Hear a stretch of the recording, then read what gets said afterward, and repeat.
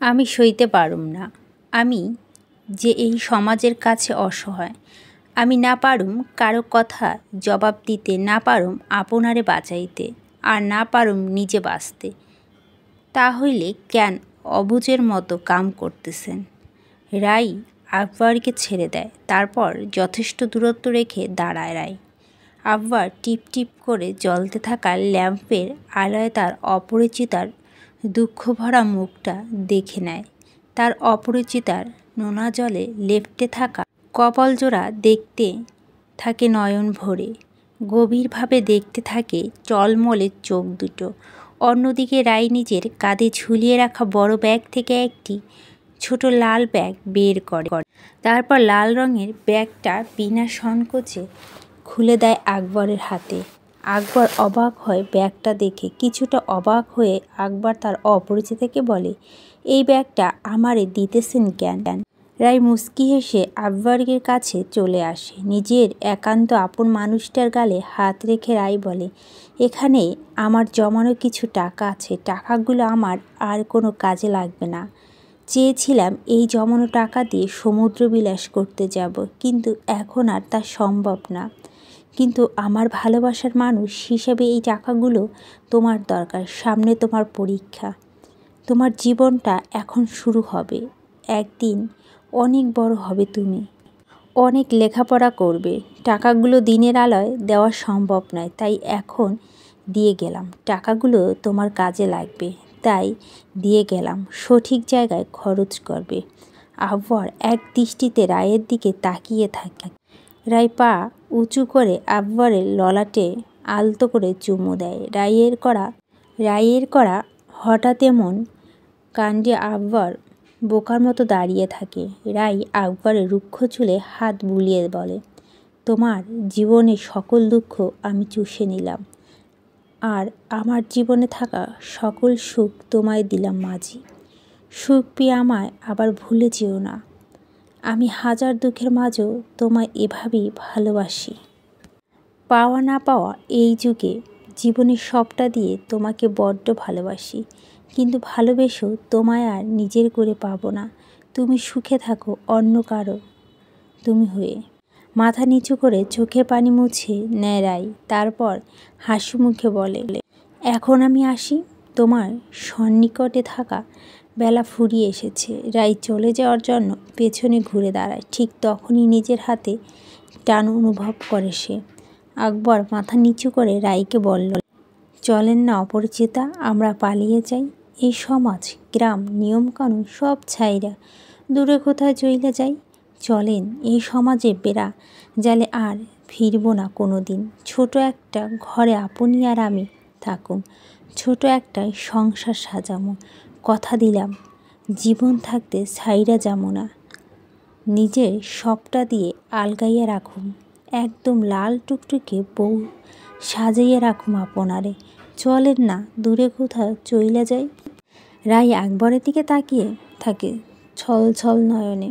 তারপর কান্না ভেজা মুখে মুচকি হেসে রাই বলে, অনেক রাত হইছে, ঘুমাইয়া পড়ুন আপনি। আবেগের হুঁশ হারাইতে নেই মাঝি। আকবরের হাত ছাইরা রাই দরজার কাছে চলে যায়। দরজার হুক খুলতেই আকবর রাইকে বলল, আমার কি সত্যি ভালোবাসেন আপনি, নাকি সব মিথ্যা? এবার আর রাই আকবরের দিকে ফিরে তাকায় না। অন্যদিকে মুখ রাইখাই রাই বলল, আমার ভালোবাসায় সত্যি মিথ্যা খুঁজতে যাবেন না দয়া করে। যদি খুঁজতে যান তাহলে হয়তো আপনার ভালোবাসায় প্রশ্নবিদ্ধ হবে। কথাটা বলে এক মুহূর্তে রাই দাঁড়ায় না। অন্ধকার রাতে মাঝি পথ চলতে শুরু করে।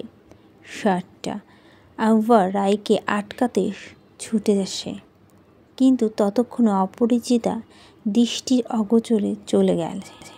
কী রে আকবর, ওই পারে যাবি না? হঠাৎ কানের কাছে কাদের সর্দারের এমন কর্কশ শুনতে পেয়ে আকবর কল্পনা থেকে বেরিয়ে আসে বর্তমানে। কাদের সর্দার আকবরের দিকে তাকিয়ে বললেন, সেই কখন থাইকা তোরে ডাকতাছি, কিন্তু তোর তো কোনো হুঁশ নাই। একলা বইয়া কি ভাবছস এত? আকবর নিজের কাজে নিজেই লজ্জিত হল। মাথা তুলে কাদের সর্দার কিছু বলতে চেয়ে থমকে যায় আকবর। কেননা কাদের সর্দারের পাশে তার অতি পরিচিত অপরিচিতা দাঁড়িয়ে আছে। কাদের সর্দারকে আর কিছু বলা হয় না আকবরের। চোরা চোখে রায়কে একবার দেখে নৌকা উঠে পড়ে আকবর। তারপর নদীর পানিতে বৈঠা চালাতে শুরু করে। নৌকা চালাতে চালাতে আকবর কাদের সর্দারকে বলে, তা কাকা, কই যাইতেছেন আপনারা? লোক দিয়া খবর পাঠাইয়া আইতে কইলে যে এত সকালে, কারণ কি? কাদের সর্দার হতাশার কণ্ঠে বলেন, আর বলিস না বাপ, আজকেও কোর্টে যাওয়া লাগবো। কেন কাকা, তুই তো জানোস না যে আইস কোর্টের শেষ দিন, আইস নাকি বিচার হইব। ঢেউ তুলা নদীতে বইটা চালাতে চালাতে আকবর বলল, তা কাকা, বিচার কি হইব জানেন কিছু? জানি না রে যা বাজান, কি যে হয় এখনো জানি না কিছু। তবে সব প্রমাণ অগবিপক্ষে। ওরা অনেক হুমকি দিতেছে, ভয় লাগাই মাইয়াডারে লইয়া অনেক। তাই চিন্তা করছি ওরে বিয়া দিমু। মানুষও নানা কথা কয়, মানুষের কথা আর ভালো লাগে না। রাইয়ের বাবার কথাগুলো শুনতে আকবর দিশেহারা হয়ে পড়ে। উত্তেজিত হয়ে আকবর বলে, কি কন চাচা এইগুলা? ঠিকই কইতেছি আমি। আর মাইয়া মানুষ এখন ঘর রাইখা কি করুম? দিন যত যাইব মানুষ কথা আরো বাড়ব। তার থাইকা বিয়া দিয়া দিমু। সামনে রবিবার ওরে দেখতে আইব। অনেক দিন ধইরা কথা হইতেছে বিয়ার ব্যাপারে। পোলা পাশের গ্রামে থাকে, খালি আগে দুইটা বিয়া আইছিল, এই সমস্যা। আর পোলার বয়স একটু বেশি। পোলা যখন শুনছে রায় ধর্ষণ হইছে তখন না কইয়া দিছিল, কিন্তু আমি কইছি আমার মাইয়ারে বিয়া করলে অর্ধেক সম্পত্তি লেইখা দিমু। তার লগে যৌতুক হিসাবে হুন্ডা, টেলিভিশন, নগদ টাকা সব দিমু। পোলার এইসব শুইনা এখন মত দিছে। পোলা কইছে রাইয়ের পছন্দ হইলে এই বিয়া হইব। কথাগুলো শুনে আকবর স্তব্ধ হয়ে যায়। হতাশা ভরা নয়নে রায়ের দিকে ফিরে তাকায় সে, কিন্তু রায় তাকিয়ে থাকে অদূরে। সেই দিন যে বিষয়ে কথা হচ্ছে সেই দিকে তার কোনো খেয়াল নেই। অতি পরিচিত মেয়েটাকে আকবরের কাছে বড্ড অচেনা লাগছে এখন। আবেগে প্রবল মেয়েটাকে আবেগশূন্য মনে হচ্ছে এখন। না, একটু দূরে বসে থাকা মেয়েটা তার অপরিচিতা নয়, এই যেন পরিচিত মুখের অন্তরালে অন্য কেউ। বিচারকের সামনে দাঁড়িয়ে আছে রায়। তার অপর পাশে অপরাধীরা দাঁড়িয়ে আছে।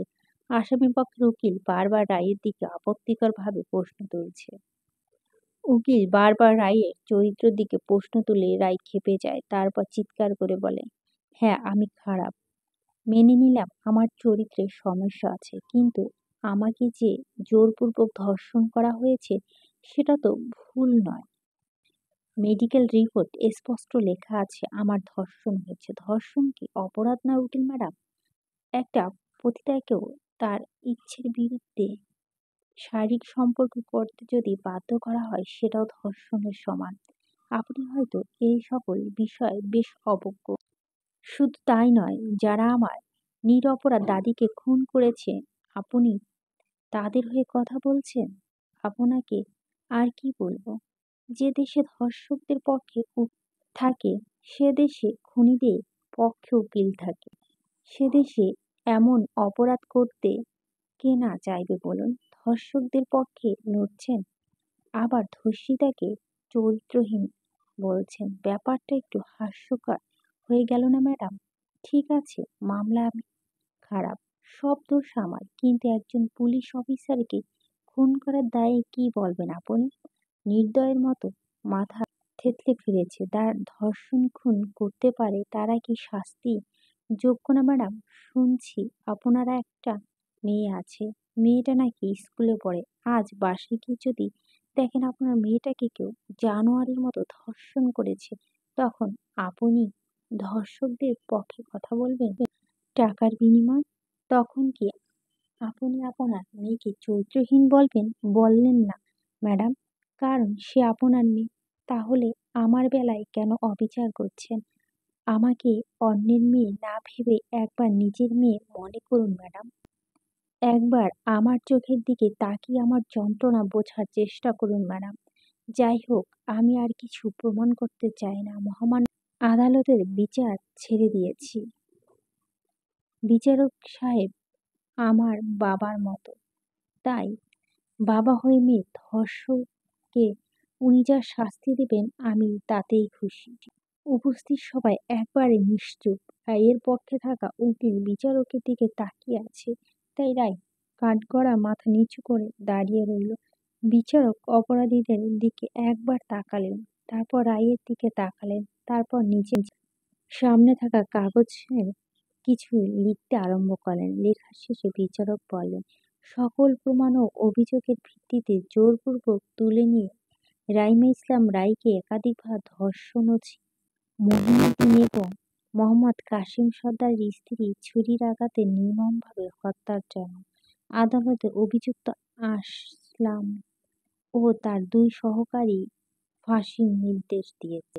বিচারকের রায় শুনতে অপরাধীদের স্বজনদের কান্নার রোল পড়ে যায়। মাথা নিচু করে দাঁড়িয়ে থাকা রায়ের চোখ বেয়ে এক ফোঁটা পানি গড়িয়ে পড়ে। রায়ের ফ্যাকাশে বর্ণ ধারণ করা ঠোঁটের মাঝে হাসি ফুটে ওঠে কয়েক সেকেন্ডের জন্য।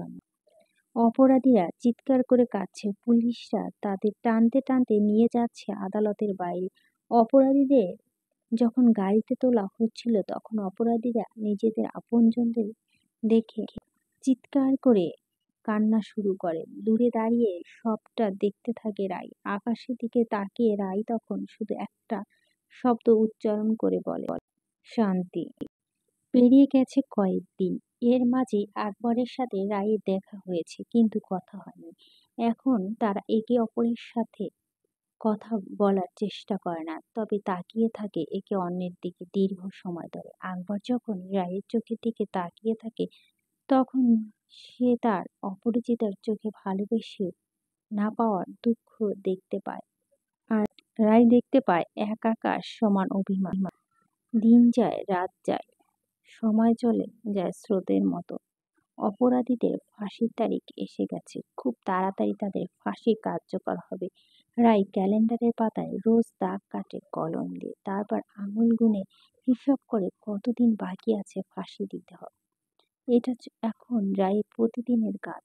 অজানা এক শান্তি পায় রায় এই কাজ করে। আজ রবিবার রায়কে দেখতে এসেছে পাত্রপক্ষ। একজন পুরুষের আকর্ষণ পেতে একটা মেয়েকে যতটা সুন্দরভাবে সাজানো হয় ঠিক ততটা সুন্দর করে সাজানো হয়েছে তাকে। রক্তজবার মতো টকটকে লাল শাড়িতে রায়কে দেখতে ফুটন্ত রক্তজবার মতোই লাগছে। কাজল কালো চোখ দুটো যে কোনো পুরুষের বুকে ঝড় তুলতে সক্ষম। শরীরে ভাঁজে ব্যবহার করা সুগন্ধি ঘুম কেড়ে নিতে পারে যে কোনো পুরুষের চোখ থেকে। রায়কে সাজিয়ে নিয়ে যাওয়া হয় পাত্রপক্ষের সামনে। রায়কে দেখে মধ্যবয়স্ক জামাল মিয়া হা করে তাকিয়ে থাকে। নিজের নোংরা দৃষ্টি নিক্ষেপ করে রায়ের শরীরের দিকে। মাথায় পাক ধরা চুলের মাঝে হাত বুলিয়ে জামাল মিয়া অপদমস্তক দেখতে থাকে রায়কে। জামাল মিয়া নোংরা দৃষ্টি রায়ের মায়ের চোখ এড়াতে পারে না। সে স্পষ্ট দেখতে পায় জামাল মিয়া চোখে লালসা, বিয়ের জন্য অজানা ভয়। আবারও বুক কেঁপে ওঠে তার। নিজের স্বামীর দিকে চোখ ঘুরিয়ে তাকিয়ে রায়ের মা কাদের সর্দার ঘটকের সাথে তখন গল্প করতে ব্যস্ত। এদিকে পাত্র হয়ে আসা মাঝবয়সী লোকটা যে তার মেয়েকে প্রথম দেখাতেই গিলে খাচ্ছে সেদিকে হুঁশ নেই কাদের সর্দারের। স্বামীকে বেহাইয়া মতো গল্প করতে দেখে ঘৃণার মুখ ফিরিয়ে নেয় রায়ের মা। মূলত স্বামীর জন্য নিজের মেয়েকে এভাবেই সাজিয়ে আনতে বাধ্য হয়েছে তিনি। লোকটার মাথা খারাপ হয়ে গেছে মেয়েকে বিয়ে দেওয়ার জন্য, নইলে প্রায় বাবার বয়সী লোকের সাথে কেউ নিজের মেয়েকে বিয়ে দেয়? হঠাৎ রায় নিজের হাতে টান অনুভব করে। মাথা তুলে তাকাতেই দেখতে পায় ওর মাকে। মায়ের চোখে ভাষা রায় বুঝতে পারে না। রায়ের মা চম্পা বেগম মেয়েকে জোর করে উঠায়, তারপর কাদের সর্দারের দিকে তাকিয়ে বলে, আমার মনে হয় রায়ের পাত্রে দেহা শেষ, তাই আমি অন্য ঘরে লইয়া যাইতেছি, আপনারা কথা কন। রায়ের বাবা কিছু বলবেন তার আগে রায়কে তার মা নিয়ে গেলেন। কাদের সর্দার নিজের স্ত্রীর ব্যবহার কি বলবেন খুঁজে পেলেন না, তাই কোনো রকম হাসার চেষ্টা করলেন। আমার মাইয়া আবার একটু লাজুক, অপরিচিত পুরুষ মানুষের সামনে আবার বেশিক্ষণ বইসা থাকতে পারে না, তাই ওর মা লইয়া গেছে। মধ্যবয়স্ক জামাল মিয়া মুখে থাকা পান চিবিয়ে বেশ রাগী গলায় বলে, অপরিচিত পুরুষের কাছে শুয়ে আপনার মাইয়ার শরম কমে নাই? তাহলে শরম কমব কবে? বাহ, খুব ভালা। তবে আপনারে মাইয়া সুন্দর আছে, আমার দেইখা ভালো লাগছে। এখন আসল কথা কই, ঘটক সাহেব আপনারে তো চাওয়া পাওয়ার ব্যাপারে সব কইছে। আর আমার যে আগেও 2টা বিয়া আছে তাও তো কইছে। এখন শুনেন, বিয়ার পর আপনার মাইয়ারে আমার সকল কথা শুনতে হইব। যদি না শুনে তাহলে একটু সমস্যা হইতে পারে, কারণ আমার আবার রাগ বেশি। আমার বিয়ার দিনই সব পাওনা বুঝিয়া দিবে। যদিও আপনার মাইয়া ধর্ষণ না হইলে কিছু নিতাম না, কিন্তু এখন কি আর করার? আপনার মাইয়া এখন কেডা বিয়া করব? আর ওরে বিয়া করলে সমাজের মানুষে আমারে কত কম কথা কইব না? তাই যৌতুক নিমু, আর বাকি কথা ঘটক সাহেবে কইব। আর বিয়া হইব 2 মাস পর, কারণ আমি আবার ঢাকায় যাই ব্যবসার কামে, জিনিসপত্র একবারে কিনে আনুম। তারপর আবার বিয়ের সব কাম করতে সময় লাগবে। আর আপনারা এতদিন সব ব্যবস্থা করেন কি আর কমু? তাহলে আইস ঠিক। রাইয়ের বাবার মাথা তুলিয়ে বললেন, ঠিক আছে। ঘটক আর মধ্যবয়স্ক পাত্র জামাল মিয়া চলে যেতেই কাদের সর্দার হন্তদন্ত হয়ে ঘরের ভিতর প্রবেশ করলেন। ঘরের ভিতর নিজের বউকে চুপচাপ বসে থাকতে দেখে তিনি চিৎকার করে বলেন, তুই তখন পাত্রের সামনে দিয়া মাইডারে নিয়ে আসছো কেন? যদি পাত্র রাগ হইয়া বিয়া ভাঙিয়া দিত তখন কি করতাম আমি? রাইয়ের মা চম্পা বেগম নিজের রাগ আর মান দমাতে না পেরে স্বামীর সামনে দাঁড়িয়ে চিৎকার করে বললেন, ওই বুইড়া বেড়ার কাছে আমি আমার মাইয়া বিয়ে দিব না। বেডা আগেও 2টা বিয়া করছে, ভালো মানুষের এত বিয়া করে? ঘরের ভিতর বইসা কি কি কইছে সবই তো শুনছি আমি। বিয়ার পর কথা না শুনলে আপন নাকি সমস্যা হইব, ওর লগে বিয়া না দিতে এই কথা কয়। আর বিয়া দিলে আমার মাইয়ার জীবন দুর্যোগ বানাইয়া দিব। ওর কাছে আমি আমার মাইয়া কিছুতেই বিয়া দিব না। রায়ের বাবা আঙুল তুলে বললেন, রায়ের মা, আমার মাথা গরম কইরো না, কিন্তু কইলাম, এই ঘরে আমি যা কমু তাই হইব। মাথা গরম করার কোনো কথা আমি কই নাই। উল্টা আপনি বেশি বুঝতাছেন। ওই বেডা আমার মাইয়ার দিকে কেমনে তাকাইতেছে তা আপনি জানেন? ওই বেড়ার চরিত্র ভালো না। ওই লোকের কাছে আমি মাইয়া গেলে মাইয়া দিমু না। দরকার হইলে গরিবের কাছে মাইয়া দিমু, দরকার হইলে দিন আইনে দিন খায় এমন পোলার কাছে মাইয়া দিমু। দরকার হইলে ওই যে যৌতুক দিমু ওই যৌতুক কোনো গরিব পোলারে দিয়া মাইয়ার সুখ লাইগা, তাও ওই বেড়ার কাছে মাইয়া দিমু না। কাদের সর্দার নিজের বউয়ের চুলের মুঠি চেপে ধরে এক হাতে অন্য হাতে থুতনি চেপে ধরে বলে, মহিলা মানুষ এত কথা কস কেন? মহিলা মানুষ ঘরের কাম করবি, তোরা এত কথা কইবি কেন? আমগো কামাই খাবি, আবার আমগো মুখে তর্ক করবি। আর একটা কথা কইলে তো জবান আমি বন্ধ কইরা দিমু। রাইয়ের মা স্বামীর কথায় বিন্দু পরিমাণ ভয় পায় না। স্বামীর কথায় পৃষ্ঠে প্রতিবাদ করে বলে উঠে, ও ওই ঘরে তোমার পুরুষরা যা কইবা তাই হইব? তোমার আর আব্বার কারণে আজকে একজন পাগল হইয়াছে। নিরপরাধ একটা মাইয়া তোমাগো লাইগা গলায় ফাঁসি দিয়া মরছে। তোমাগো পাপের ফল আমার মাইয়া ভোগ করছে। সমাজে মানুষ কি কইতেছে তা নিয়া লাফাইতেছ তুমি, কিন্তু একবারও তোমার নিজের মাইয়ার মন কি চায় তা খবর রাখছো? আমার ফুলের মতো মাইয়ারে আগুন থাইক্যা উঠাইয়া জাহান্নামে ফালাইয়া দিতেছ। তোর মাইয়ার বিয়া করবো কেডা? মানুষের সামনে আমি মুখ দেখাইতে পারি না। আগে আমি মাথা তুলে রাস্তা দিয়ে হাঁটতাম, আর এখন নিচু কইরা হাঁটি। আর শোন, পুরুষ একটু সমস্যা থাকতেই পারে, তোর মাইয়া যে কেউ বিয়ে করতে রাজি হইছে এই লাইগে শুক্রিয়া কর। রাগে নিজের স্বামীর দিকে টকমক করে তাকায় রাইমার মা। তারপর চিৎকার করে বলে, দুনিয়ায় এত মানুষ মরে, তুমি মরতে পারো না? তাহলে তো আমরা একটা শান্তি পাই, আর আমার মাইয়ার জীবনও তাহলে বাইচা যায়। আমি থাকতে এই বিয়া কিছুতেই হইতে দিব না, আমি হইতে দিব না। রাইমার বাবা এক থাপ্পড় মেরে নিজের বউকে ফেলে দেয়। তারপর এদিক ওদিক তাকিয়ে দরজার পাশে রাখা কাশেম সর্দারের হাতে লাঠি দেখে পায় সে। রাগে সেই লাঠি দিয়ে নিজের স্ত্রীকে আঘাত করতে করতে কি করলি, বিয়া হইতে দিবি না? আজকে তোর এমন হাল করুম যে তুই নিজের হাতে বিয়ের সব ব্যবস্থা করবি। আর কি কইলি, আমি মরুম? আইস তোরে একবারে জানি মাইরে ফেলুম।